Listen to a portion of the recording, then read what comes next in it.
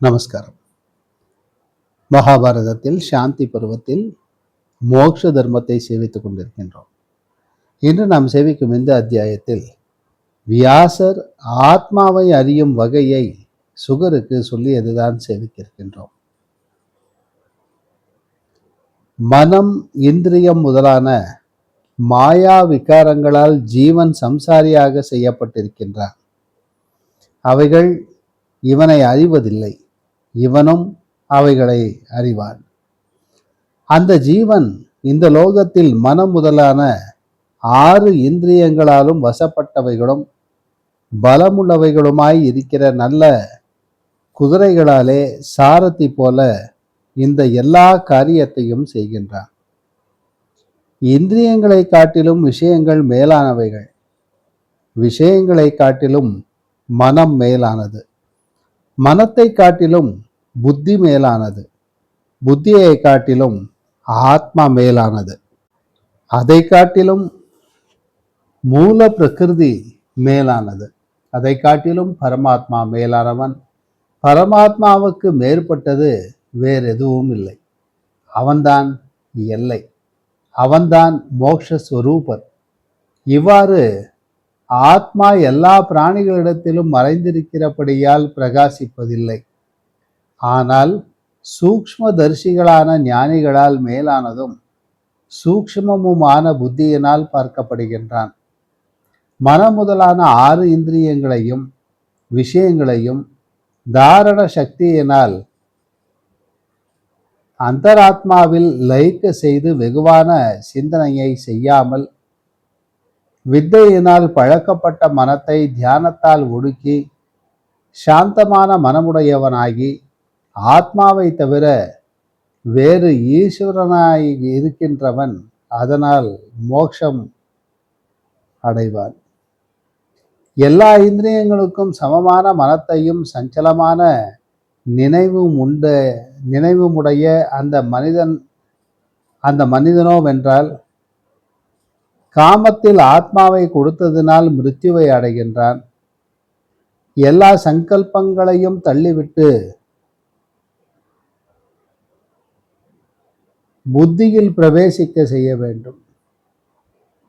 அந்த சித்தத்தை புத்தியில் பிரவேசிக்க செய்ய வேண்டும். சித்தத்தை புத்தியில் செலுத்திவிட்டு காலத்தை நசிக்க செய்கிறவனாய் இருக்க வேண்டும். யதியானவன் சித்தத்தின் தெளிவினால் சுபத்தையும் அசுபத்தையும் விடுகின்றான். இந்த உலகில் தெளிவான சித்தமுள்ளவன் ஆத்மாவில் நிலை பெற்று அழிவற்ற சுகத்தை அடைகின்றான்.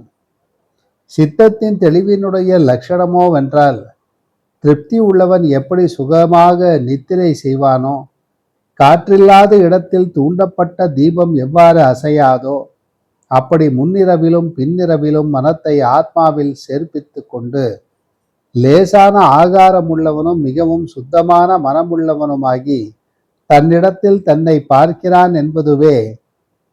புத்திரனே, உபதேச ரூபமான இந்த சாஸ்திரமானது எல்லா வேதங்களுடைய இரகசியமும் வேதத்தை தவிர மற்ற சப்தங்களாலும் பிரத்யக்ஷ அனுமானங்களாலும் அறியப்படாததும் தன் அனுபவத்தினாலேயே அறியக்கூடியதுமாய் இருக்கிறது.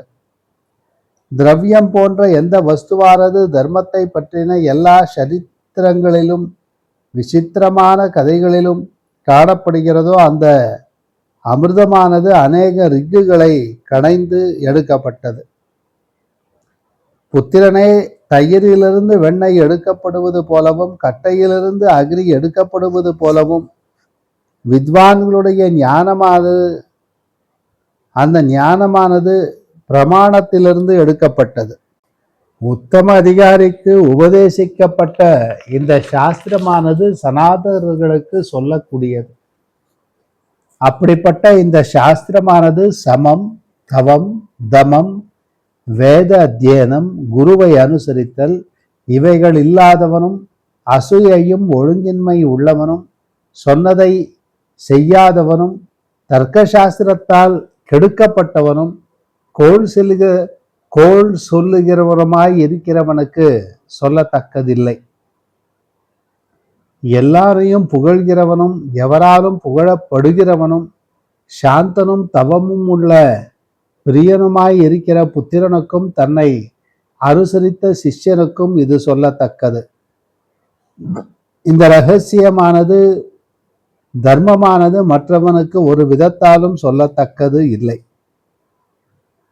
ஒரு கால் ஒரு மனிதன் இந்த சாஸ்திரத்திற்காக ரத்தினங்களால் நிறைந்த இந்த பூமி முழுமையும் கொடுத்தாலும் தத்துவத்தை அறிந்தவன் அதை காட்டிலும் இதுவே பெரிதென்று நினைக்க வேண்டும்.